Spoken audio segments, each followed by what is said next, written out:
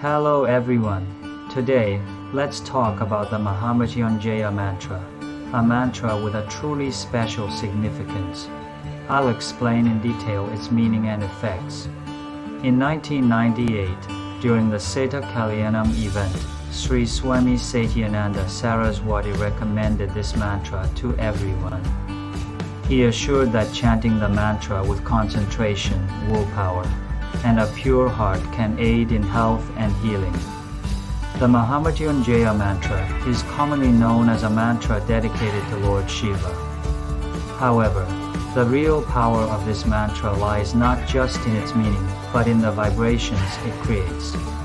The combination of sounds produced while chanting this mantra generates specific vibrations in our body.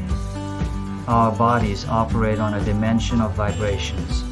Every cell and atom in our body vibrates harmoniously. If this harmony is disrupted, our bodies can suffer and even lead to death. Vibrations are thus a crucial sign of life force. Using combinations of mantras and sounds, we can activate the dormant vibrational potential within our bodies. By employing a series of vibrations like the Mahamrityunjaya mantra, these vibrations can recalibrate disturbances in our vibrational system. This mantra is effective in managing diseases and disorders.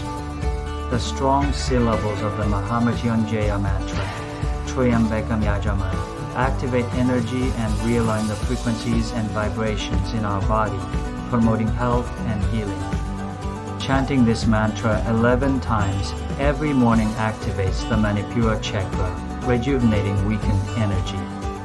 So, I encourage you all to chant the Mahamrityunjaya mantra every morning. This mantra will bring positive energy to your body and mind. It's an ancient method of healing and helps awaken our life force, the Prana Shakti. Let's practice the mantra together now. Follow along with me. This practice will bring health and positive changes to your life. I'll be back with more useful information in our next session. Have a healthy and happy day.